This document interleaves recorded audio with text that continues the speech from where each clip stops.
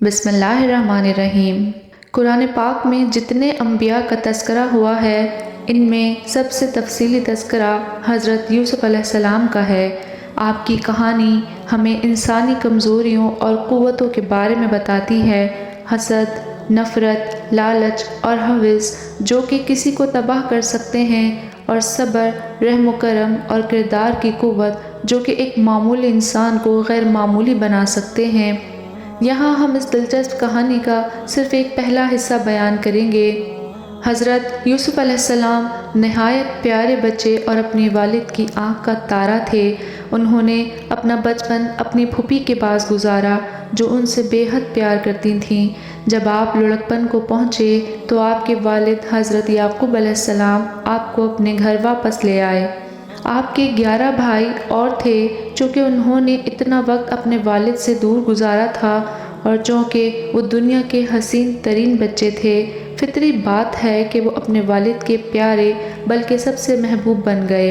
حضرت یعقوب علیہ السلام انہیں ان کے بہن بھائیوں سے کہیں زیادہ توجہ سے نوازتے۔ اس کی وجہ سے ان کے بھائی ان سے حسد کرنے لگے۔ ایک رات حضرت یوسف علیہ السلام نے ایک خواب دیکھا جس میں انہوں نے دیکھا کہ 11 ستارے اور چاند اور سورج انہیں سجدہ کر رہے ہیں۔ انہوں نے اپنے والد کو اس خواب کے بارے میں بتایا۔ حضرت یعقوب علیہ السلام چونکہ خود بھی نبی تھے اس لیے فوراً جان گئے کہ اس خواب کا مطلب کیا ہے۔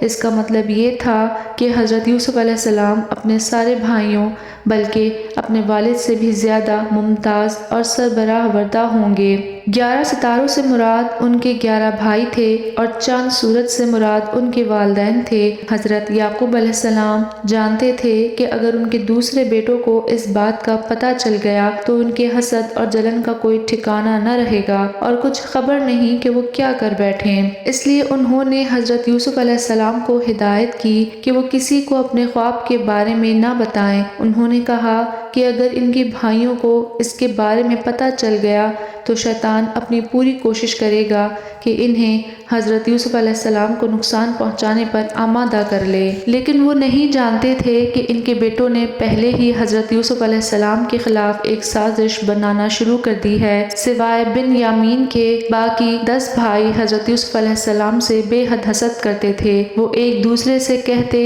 کہ ہم 10 مل کر ایک طاقتور جماعت بنتے ہیں، اس کے باوجود ہمارے والد یوسف علیہ السلام کو زیادہ پیار کرتے ہیں۔ یقیناً وہ غلطی پر ہیں اور ہمیں کوئی ایسا کام کرنا چاہیے کہ انہیں اپنی غلطی کا احساس ہو جائے۔ بن یامین اس گروہ کا حصہ نہ تھے۔ وہ اپنے بہن بھائیوں میں حضرت یوسف علیہ السلام کے سب سے زیادہ قریب تھے کیونکہ ان دونوں کی والدہ ایک ہی تھیں۔ دوسرے بھائی دوسری ماؤں سے پیدا ہوئے تھے۔ صرف حضرت یوسف علیہ السلام سے ان کی نفرت نے انہیں ایک اکائی بنا رکھا تھا۔ پہلے انہوں نے سوچا کہ حضرت یوسف علیہ السلام کو موت کے گھاٹ اتار دیا جائے، لیکن یہودا جو ان میں سب سے بڑا اور عقل مند تھا بولا اسے قتل کرنے کی کوئی ضرورت نہیں، ہمیں صرف اس سے نجات حاصل کرنا ہے۔ اسے کسی ایسے کنویں میں پھینک دیتے ہیں جو عام گزرگاہ پر واقع ہو، وہاں سے گزرتا ہوا کوئی قافلہ اسے نکال لے گا اور اپنے ساتھ لے جائے گا۔ وہ کسی دور دراز سرزمین میں جا پہنچے گا اور ہماری نظروں سے اوجھل ہو جائے گا۔ وہ چلا جائے گا تو ہمارے والد پھر سے ہمیں پیار کرنا شروع کر دیں گے۔ سب بھائی اس پر راضی ہو گئے۔ اگلے روز وہ حضرت یعقوب کے پاس آئے اور ان سے اجازت طلب کی کہ حضرت یوسف علیہ السلام کو اپنے ساتھ کھیلنے کودنے کے لیے لے جائیں۔ حضرت یوسف علیہ السلام پہلے آمادہ نہ ہوئے۔ انہیں ڈر تھا کہ حضرت یوسف علیہ السلام کو ان کی نگاہوں سے دور لے جایا گیا تو کوئی چیز یا کوئی شخص انہیں نقصان پہنچا دے گا۔ ان کے بیٹوں نے انہیں یقین دلایا کہ وہ حضرت یوسف علیہ السلام کا پورا خیال رکھیں گے اور انہیں کوئی ضرر نہ پہنچنے دیں گے۔ بالآخر وہ مان گئے۔ جیسا کہ منصوبہ تھا حضرت یوسف علیہ السلام کو اپنے ساتھ لے گئے اور مارنے پیٹنے کے بعد انہیں ایک کنویں میں پھینک دیا۔ انہوں نے حضرت یوسف علیہ السلام کی قمیص لی، اس پر بکری کا خون لگایا اور پھر روتے پیٹتے حضرت یعقوب علیہ السلام کے پاس پہنچ گئے۔ انہوں نے حضرت یوسف علیہ السلام کی خون آلودہ قمیض انہیں دکھائی اور کہا کہ ایک بھیڑیا ان کے بھائی کو کھا گیا ہے۔ حضرت یعقوب علیہ السلام نے کہا عجیب بات ہے کہ ایک بھیڑیا میرے بیٹے کو کھا گیا لیکن اس نے قمیض کہیں سے پھاڑی نہیں۔ میں اچھی طرح جانتا ہوں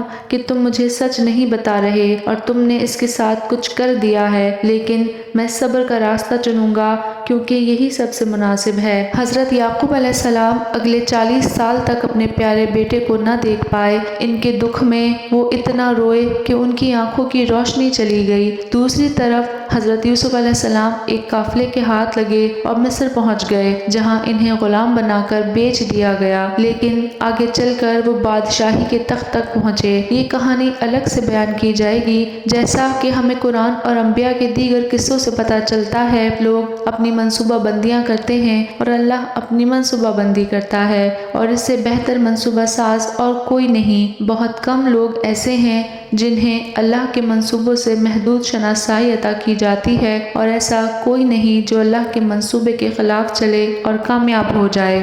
اس طرح کی ویڈیوز کو دیکھنے کے لیے ہمارے چینل کو لائک کریں، شیئر کریں اور سبسکرائب کریں۔ اللہ تعالی ہمیں اور ہماری اولادوں کو شیطان کے شر اور اس کے وسوسوں سے دور فرمائے۔ اللہ تعالی میرا اور آپ کا حامی و ناصر ہو۔ فی امان اللہ۔